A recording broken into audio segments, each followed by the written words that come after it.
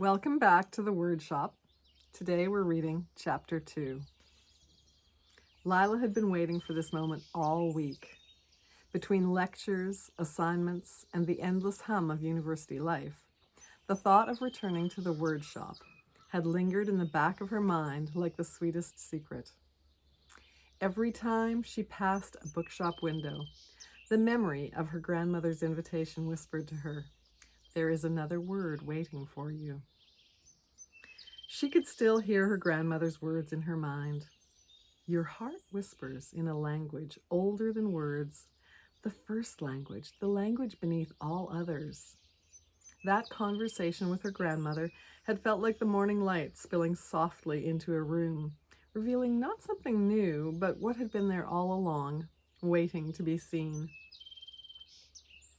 Now, as she turned onto the quiet, ivy-lined street, anticipation bubbled in her chest.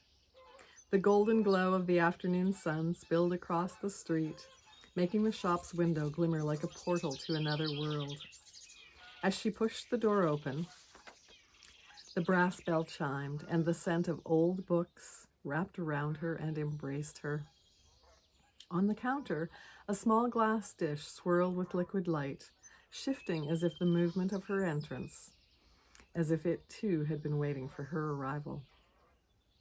Her grandmother's eyes were twinkling as she embraced Lila in a warm hug, and they sat down at the tea table.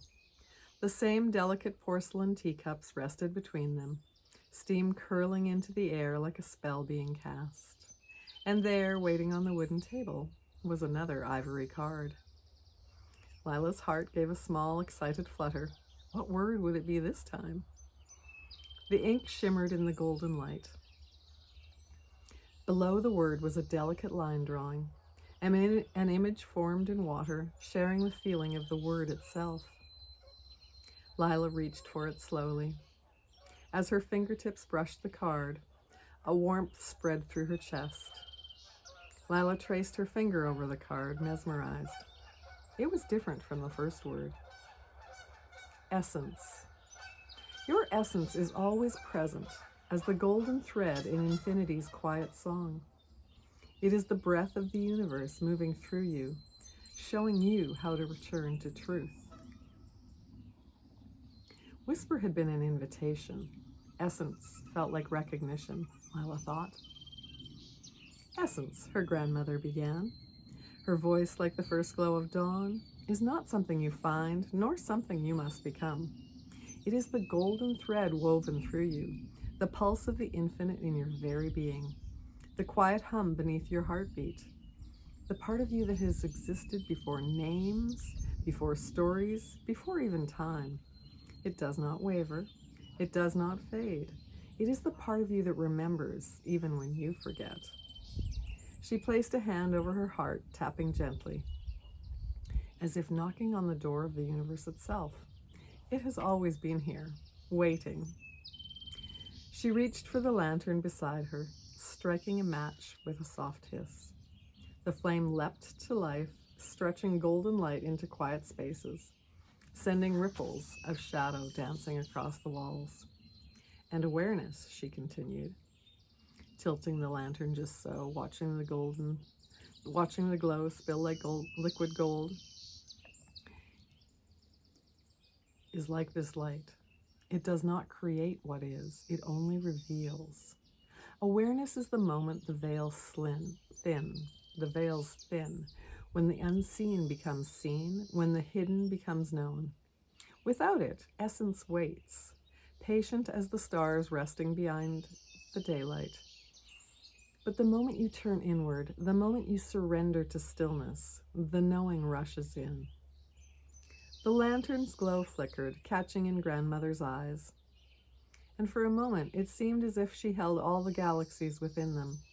She smiled, not as a teacher, nor as a keeper of secrets, but as one who had always known. The smile of the wind before it carries a whisper, the smile of the ocean before it kisses the shore, the smile of a universe that has been waiting just for you to remember. Her voice lowered, curling into the air like a spell, like something the stars themselves might have sung. You are never lost, never less than whole.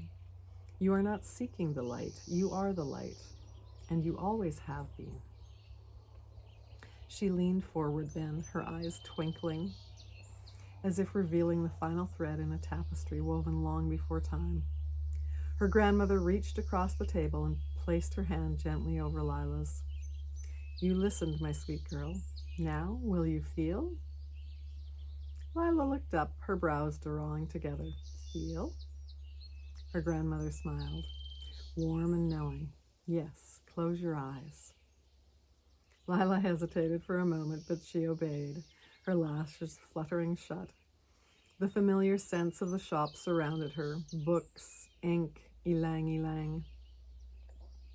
She could hear the faint creak of the wooden floorboards beneath her chair, the rhythmic ticking of a clock in the distance.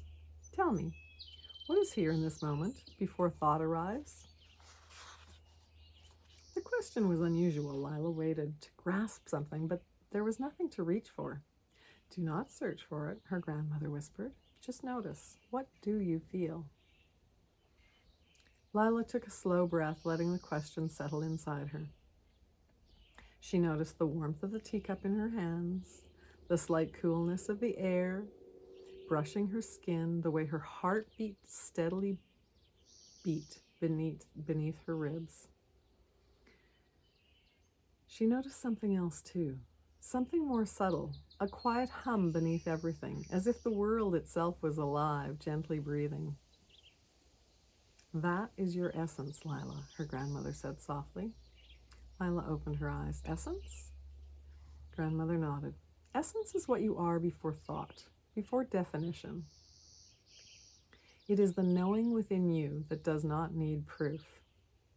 She lifted her teacup, inhaling its fragrant steam.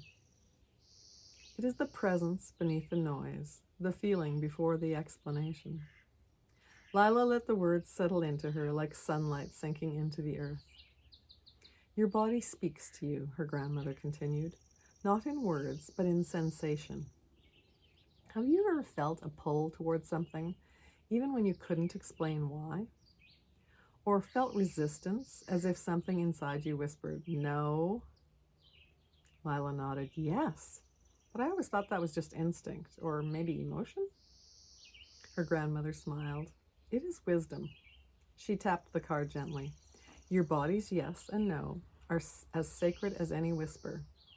Your senses are companions to your soul's knowing. You do not have to search for answers outside of yourself. You only have to listen.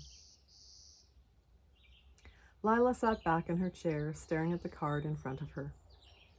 The inked letters seemed to glow as if they carried their own quiet truth. She thought of all the times she had ignored her own feelings in favor of logic. All the time she had second-guessed what she knew deep down. Her grandmother smiled knowingly. Would you like to play a little game? Lila smiled slightly. A game? A game to help you feel your yes and your no. Her grandmother nodded. Close your eyes again. Lila obeyed, her breath steadying. Now, think of something you love, her grandmother instructed. Something that makes you feel warm, expansive, full of joy. Lila thought of the lake in the summer, of floating on her back under a golden sky, of the sound of laughter and splashing water. What do you feel in your body? Her grandmother asked. Lila's breath deepened. Lightness, warmth, a kind of buzzing, but in a good way. Her grandmother smiled. That is your yes. She paused. Now think of something that doesn't make you feel good. Something that makes you feel small or unsettled. Lila's mind drifted to a time when she had said yes to something she hadn't wanted. The heaviness in her chest, the sinking feeling in her stomach. And now? Her grandmother asked. Lila exhaled. Tightness. My stomach feels heavy. My shoulders tense. Her grandmother nodded. That is your no.